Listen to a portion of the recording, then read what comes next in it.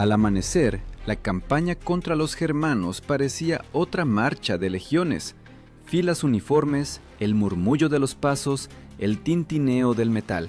Pero en pocas horas, esta sinfonía de bronce y hierro se transformó en caos. Las lanzas de los bárbaros rasgaban el aire, las flechas chillaban como seres vivos. Y fue en este infierno donde el soldado romano permaneció sin doblegarse, como si él mismo fuera parte de un muro. Porque su armadura resistía allí donde cualquier otra se quebraba con el primer golpe. Los historiadores escribieron que la lorica segmentata, una armadura segmentada que se convirtió en símbolo de la disciplina romana, se menciona por primera vez a principios del siglo I de nuestra era. Sus placas de hierro se unían con correas y cierres, creando flexibilidad sin pérdida de protección. Los hallazgos arqueológicos en Carlisle y Corbridge muestran tal armadura pesaba alrededor de 9 kilogramos, menos que un chaleco antibalas moderno de infantería, pero protegía mucho más eficazmente. Esta armadura no era simplemente la vestimenta de un guerrero, era un escudo envuelto alrededor del cuerpo.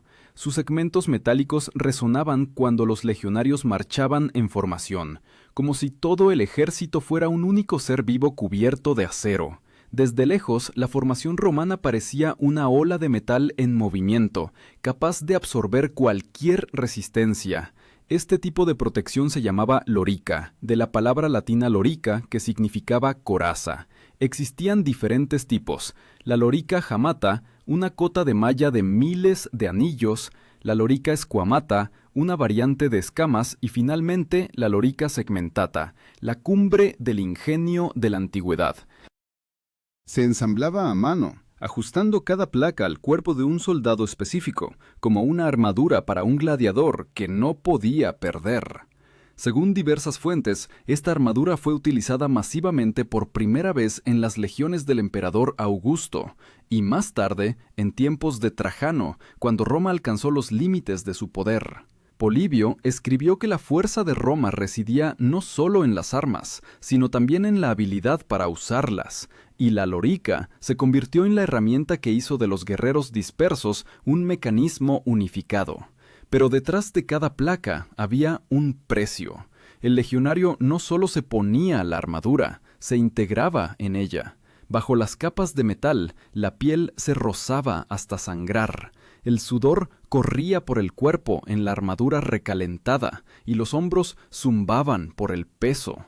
Y aún así, cuando el primer golpe de lanza impactaba en el pecho, era precisamente ese dolor lo que salvaba la vida.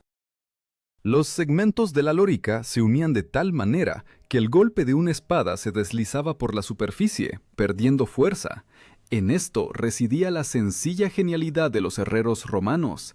La armadura no se resistía al golpe, sino que lo desviaba, como una ola que no rompe la piedra, sino que la rodea. El legionario, al recibir un golpe en el pecho, podía tambalearse, pero no caía. Su armadura amortiguaba la energía, como las modernas placas compuestas. Cuando los arqueólogos encontraron fragmentos de armaduras en las ruinas de Carnuntum, las huellas de deformación en el metal mostraron. Los golpes se infligieron con una fuerza que habría perforado una cota de malla común, pero la lorica resistió, salvaba allí donde ni siquiera el escudo ayudaba. Miles de años después, los ingenieros intentaron una y otra vez repetir esta fórmula: ligereza, flexibilidad y protección. Pero la pregunta seguía siendo: ¿cómo los guerreros del mundo antiguo crearon algo que apenas podemos superar hoy? Y quizás la respuesta no está oculta en el hierro, sino en quien lo llevaba, porque la armadura no es simplemente metal, es la voluntad que forjó su propia forma, y con cada paso bajo el sol, el legionario romano convertía esta voluntad en una armadura que podía soportar no solo el golpe de una lanza, sino también la historia misma. Cuando el nuevo día comenzaba con la señal de combate, el sonido de la tuba que rompía el silencio matutino del campamento, la legión ya sabía: hoy tendrían que ponerse el metal de nuevo. Los brillantes segmentos de la lorica enfriaban la piel, como si recordaran: esto no es solo una armadura, es una promesa de resistir. La guerra no esperaba condiciones cómodas: lluvia, barro, calor, todo se fusionaba en una marcha interminable de por vida. La preparación del legionario romano comenzaba mucho antes de la batalla misma. Cada día entrenaba con el equipo completo, alrededor de 25 kilogramos de acero, cuero, armas y provisiones. Según los escritos de Vegesio, el legionario debía ser capaz de correr con la armadura más de 1000 pasos sin detenerse. El peso se distribuía perfectamente. El pecho y los hombros soportaban la armadura, la espalda, el suministro de alimentos, el cinto, la espada gladius. Incluso la respiración estaba afinada hasta la automatización, y aún así, era la armadura la que determinaba quién sobreviviría en la contienda. La lorica segmentata tenía una construcción especial. Bandas horizontales de hierro se sujetaban con correas y remaches, formando una envoltura móvil. Repetía el movimiento del cuerpo, se flexionaba al girar, pero no se rompía. Reconstructores modernos han demostrado que una armadura similar soporta un golpe de espada con una energía de hasta 150 julios. Esto es suficiente para partir un escudo o perforar una cota de malla, pero los guerreros la llamaban de otra manera: la segunda piel. Cuando el legionario abrochaba la última hebilla, era como si se transformara en una criatura de metal. No era solo un arma de defensa, sino un ritual de transformación. César escribió que la disciplina en las filas romanas era más fuerte que el miedo, y la armadura, crujiendo y tintineando, se convertía en el símbolo de esta disciplina. Los legionarios se formaban en filas, 3 líneas de 120 hombres, cada una en un orden estrictamente determinado por la experiencia. Delante los astati, infantes pesados; detrás de ellos los príncipes, veteranos, y en la última línea los triarii, guerreros mayores, la última reserva. Su formación recordaba a un tablero de ajedrez, pero cada pieza aquí era de carne y acero. El término testudo, de latín tortuga, designaba una de las formaciones más famosas de Roma. Cuando las flechas volaban como lluvia, los escudos se alzaban y se cerraban, formando una cúpula de hierro. Bajo ella se encontraban cientos de hombres, y solo el golpeteo de las flechas sobre el metal revelaba que dentro había seres vivos. Los enemigos veían ante sí no un ejército, sino una fortaleza en movimiento. Esta fortaleza avanzaba sin cesar, incluso bajo el fuego. Cada soldado conocía su lugar, sabía cómo mantener la formación, cómo no flaquear cuando el compañero caía. El legado, comandante de la legión, marchaba al frente, dando órdenes con frases cortas, transmitidas por los centuriones. Según Tácito, una legión en combate sonaba como un solo aliento, pero antes de que la armadura salvara, ponía a prueba. El hierro rozaba los hombros, el sol convertía los segmentos en placas incandescentes, y el sudor corría por el cuerpo como aceite por una hoja. Los soldados untaban la piel con grasa para reducir las rozaduras y frotaban las correas con cera, y aún así, después de una marcha de 20 millas, la espalda se convertía en un mapa de contusiones. La protección tenía un precio, pero también una recompensa. Cuando los hachas germanas o las guadañas dacias se abatían sobre los legionarios, era la lorica la que convertía el golpe mortal en un moratón.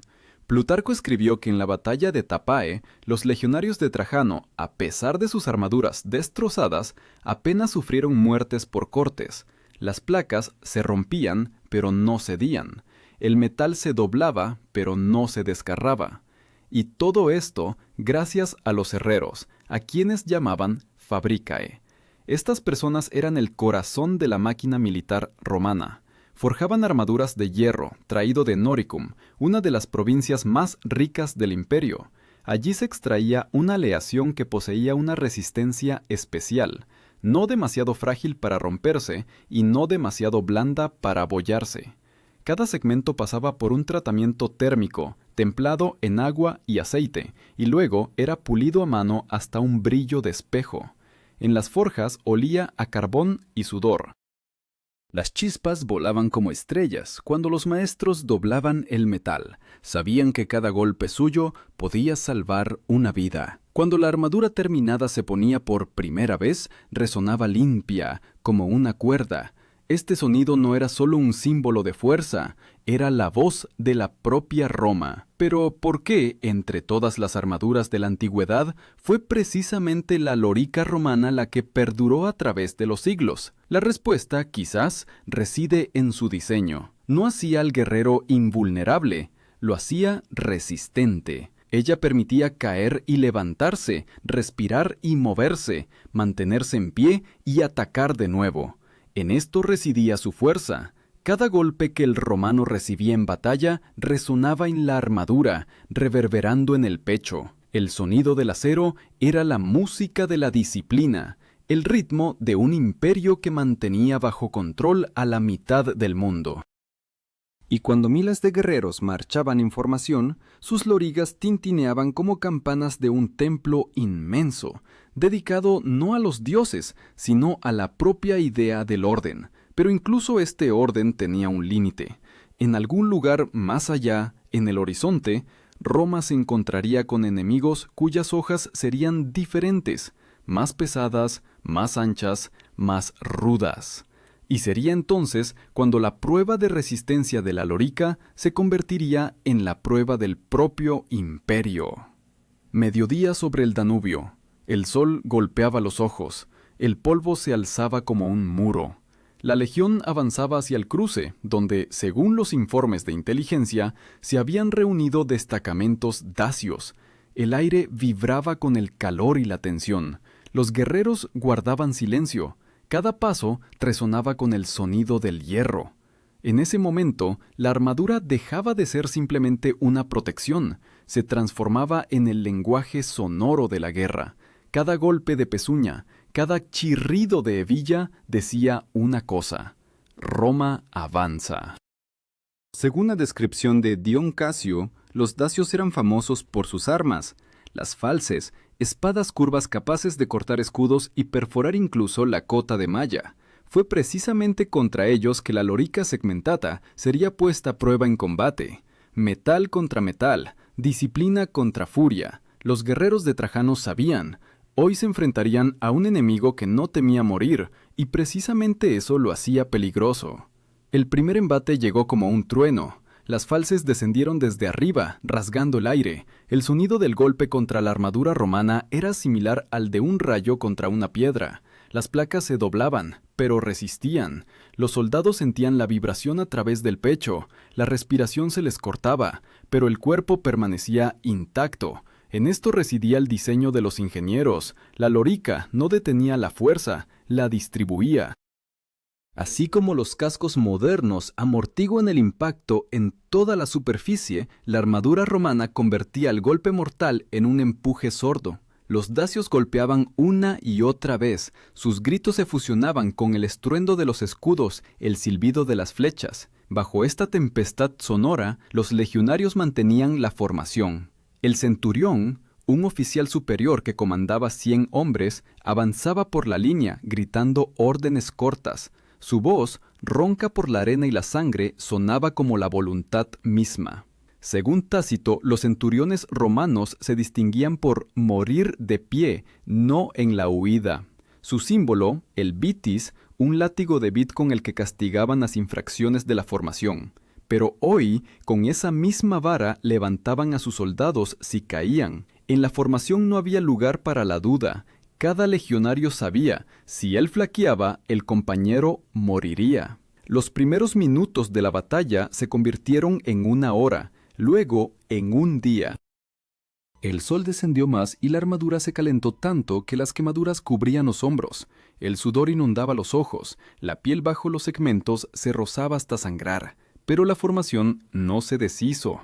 Cuando uno caía, otro ocupaba su lugar. Cuando una falce rompió un segmento, el herrero en el campamento ya preparaba uno nuevo. La máquina de Roma no conocía la fatiga. Los arqueólogos que investigaron el campo de batalla de Tapae encontraron decenas de hojas dacias curvas, incrustadas en las placas de la lorica. En algunas, rastros de grietas, en otras, lugares pulidos donde el golpe se deslizó.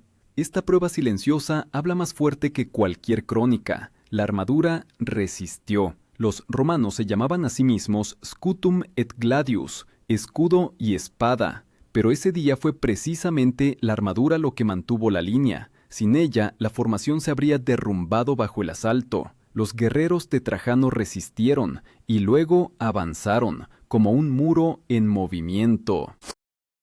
Cuando la falange se movió, los escudos se entrelazaron, las lanzas se presentaron, y la ola romana se abatió sobre los dacios. Desde lejos, esto recordaba a una marea marina, donde cada ola lleva relámpagos en su interior. Los legionarios no huían, fluían como metal, fundido e imparable. Los hechos dicen que en la batalla de Tapae participaron alrededor de 40.000 romanos.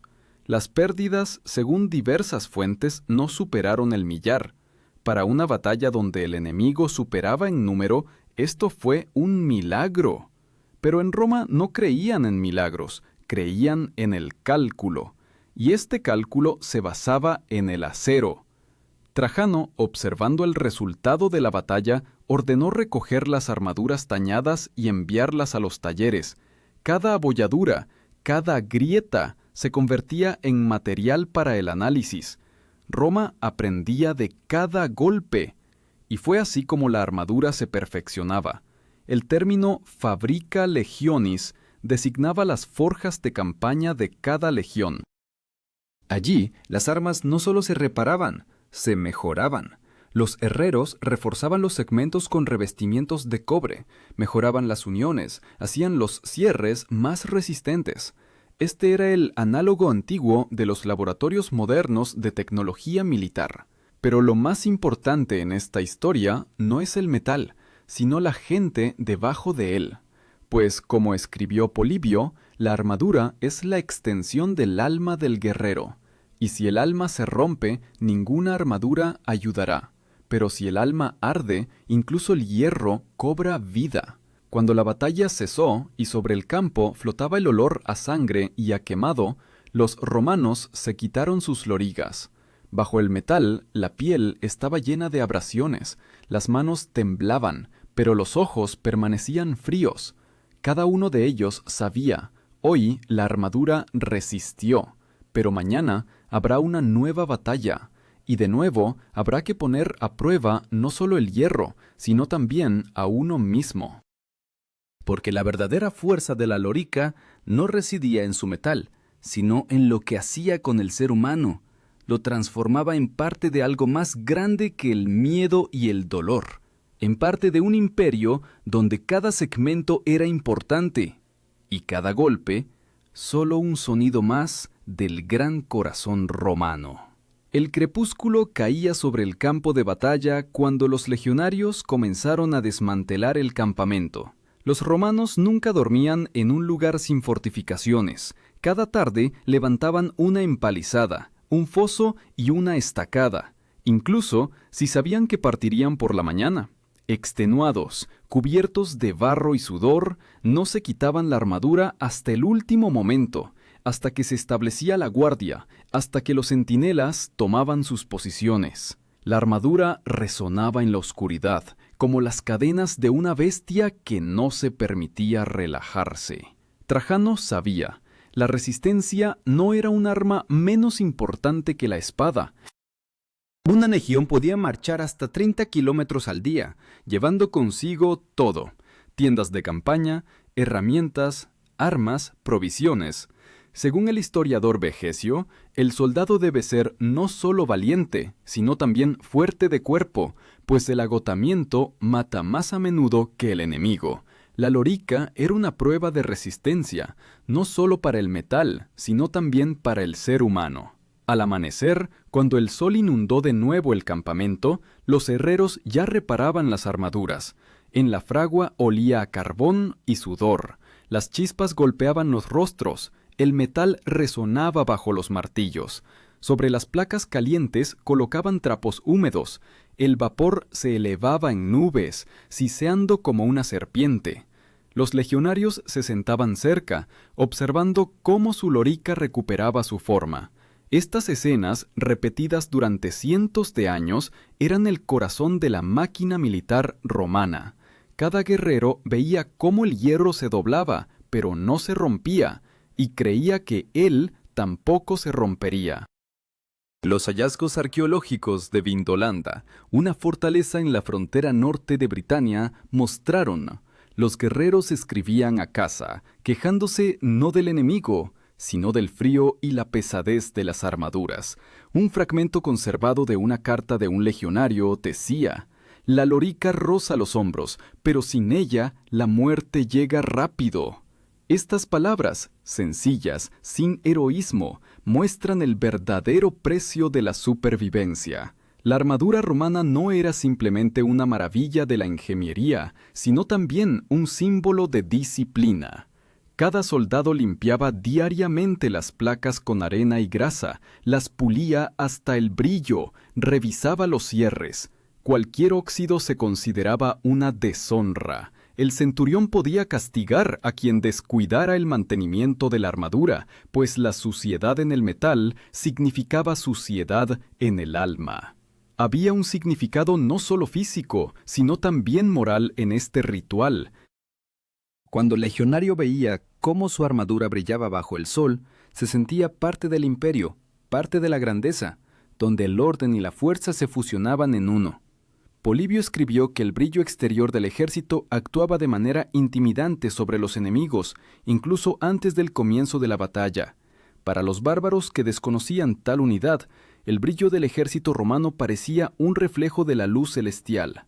Pero incluso una armadura perfecta no podía proteger de la fatiga. Después de la campaña en Dacia, miles de lorigas estaban desgastadas al límite. Algunos soldados reemplazaron los segmentos de hierro por otros de cuero, aligerando el peso. Así apareció la lorica plumata, una rara variante con plumas metálicas cosidas, que combinaba flexibilidad con brillo. Sin embargo, su costo era demasiado alto. Solo los comandantes podían permitírsela. Traiano, al regresar a Roma después de la victoria, ordenó erigir una columna en el foro, coronada con una estatua del emperador. En los bajorrelieves, tallados en espiral, se representaban escenas de esas mismas campañas, legionarios con lorigas, construyendo puentes, luchando, muriendo. Cada placa en estas figuras está esculpida con amor, como si los propios canteros supieran, la armadura se había convertido en parte del mito romano. Historiadores modernos como Adrian Goldsworthy señalan que la lorica segmentata no solo era cómoda, se convirtió en un símbolo de la profesionalidad del ejército, donde todo estaba calculado, cada detalle, funcional, cada cierre, en su lugar. En esto se reflejaba la propia idea de Roma: orden contra caos, razón contra furia. Y aún así, en esta aparente invencibilidad se ocultaba una debilidad. Las placas de la lorica requerían mantenimiento, la reparación llevaba tiempo. En las provincias lejanas, donde el hierro escaseaba, los guerreros volvían a ponerse las antiguas cotas de malla. Los historiadores difieren sobre cuándo exactamente la armadura segmentada dejó de usarse.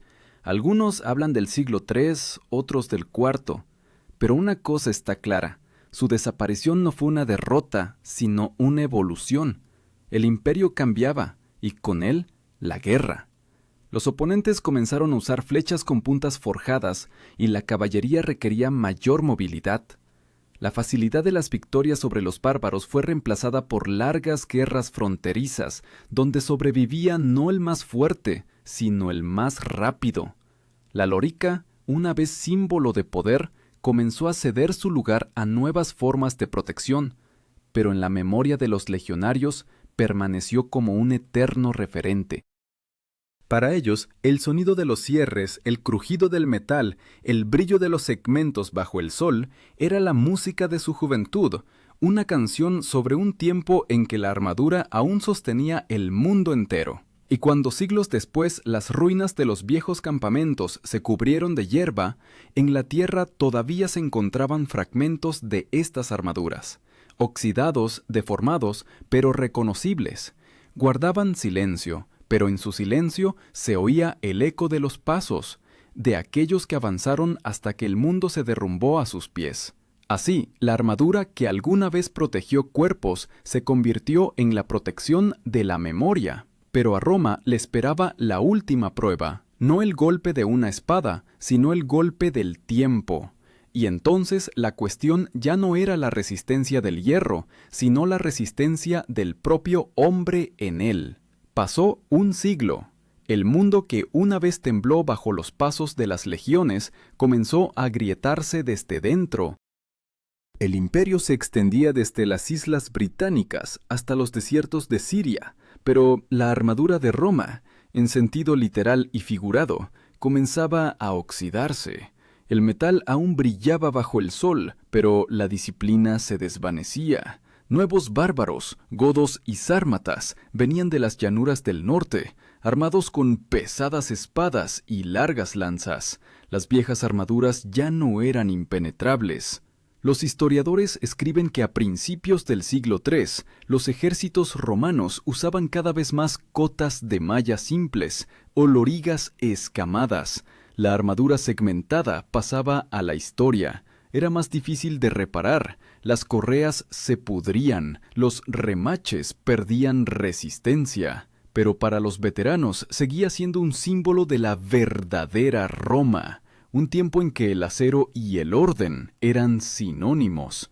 En las fronteras del imperio ahora luchaban no ciudadanos, sino mercenarios, los federados. Llevaban armaduras hechas a imitación de la romana, pero desprovistas de su espíritu. Las pesadas placas se reemplazaban por anillos flexibles, hierro barato, cuero. Los combatientes eran experimentados, pero les faltaba lo que no se puede forjar, la fe, pues la lorica segmentata protegía no el cuerpo, sino una idea. El hombre es parte de algo más grande que él mismo. En las crónicas de Amiano Marcelino hay una escena donde, durante la batalla de Adrianópolis, los legionarios se apresuran a ponerse viejas armaduras, conservadas en los arsenales. Esperan que este metal les traiga buena suerte, como un amuleto sagrado. Pero la armadura ya no salva, la formación se rompe, la caballería goda atraviesa las líneas, y por primera vez en siglos el ejército romano no pierde una batalla, sino la confianza. Cuando el humo de la batalla se disipa, quedan los cuerpos, cubiertos de placas rotas. Los arqueólogos que investigaron esos campos encontraron restos de lorigas con cortes de lanzas y abolladuras de hachas. El metal resistía los golpes, pero ahora no salvaba. El enemigo golpeaba desde arriba, desde el caballo, y la armadura, diseñada para combates de infantería, no podía proteger contra tal poder. El término contus designaba la lanza larga del jinete, un arma que cambió las reglas del juego. Su golpe se aplicaba con toda la masa del jinete y el caballo, y ninguna lorica podía amortiguar completamente tanta energía.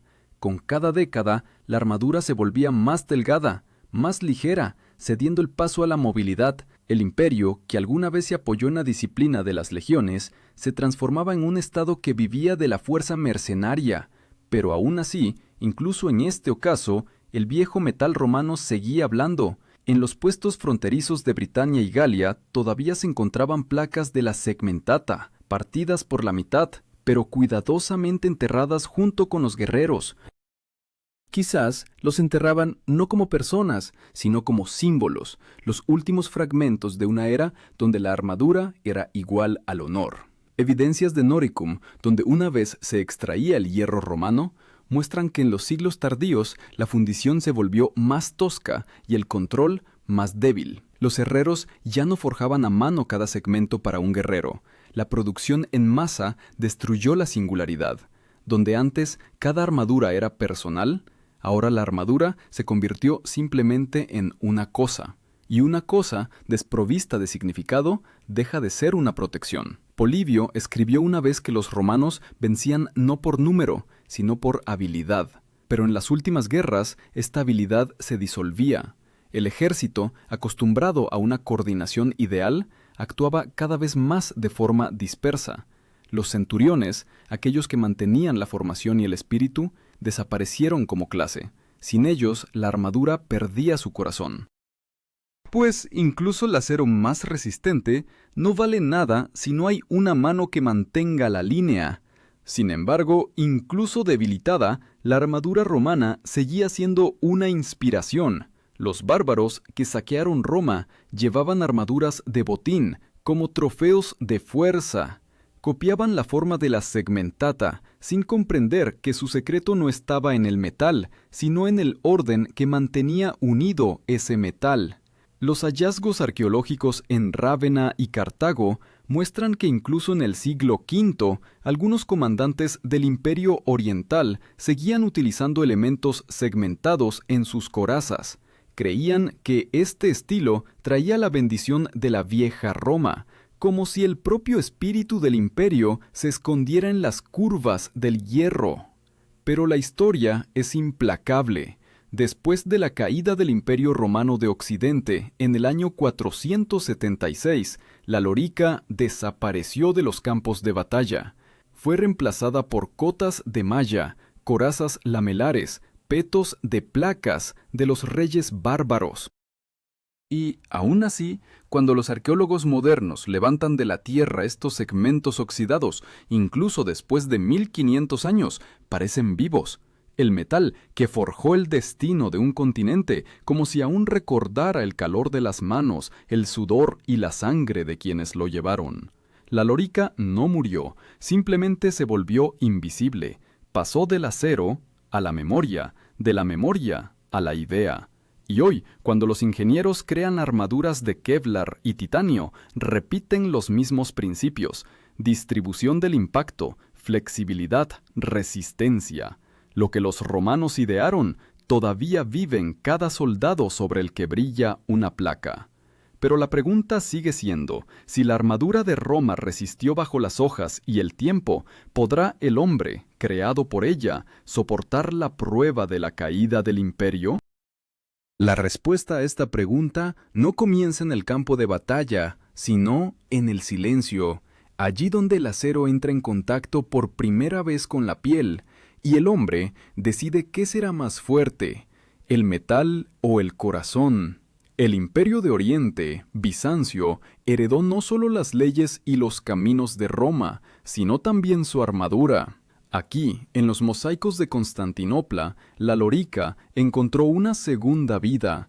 Ya no era la misma. Las placas se alargaron, se hicieron más pequeñas, formando corazas lamelares, pero el principio se mantuvo: flexibilidad en el movimiento y dureza en el impacto. Los catafractos imperiales, caballería pesada, acorazada de pies a cabeza, se convirtieron en la nueva encarnación del viejo ideal. El hierro ahora protegía no solo al hombre, sino también al caballo. Pero junto con la maestría llegó también una nueva filosofía. Si los romanos forjaban la armadura por la fuerza, los bizantinos lo hacían por la supervivencia.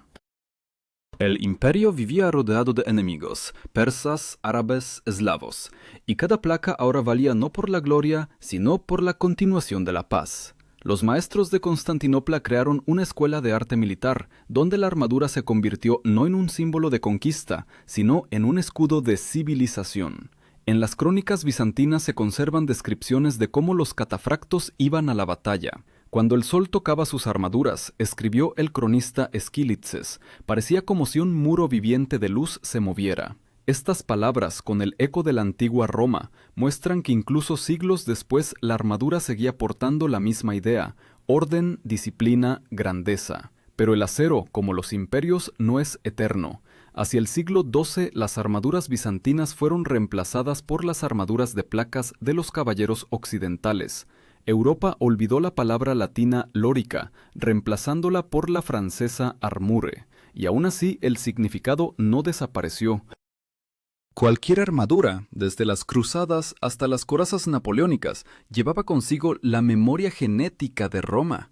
Hoy, los arqueólogos, al extraer de la tierra trozos de lorica, no ven simplemente metal, Ven la huella de la voluntad humana que se negó a estar desnuda ante el caos. Porque la armadura no se trata del hierro, sino del miedo que el hombre pudo vencer, dotando al frío metal de significado. Y quizás sea precisamente por eso que la lorica no desapareció por completo. Vive en cada anhelo de protegerse no solo de la hoja, sino también del tiempo.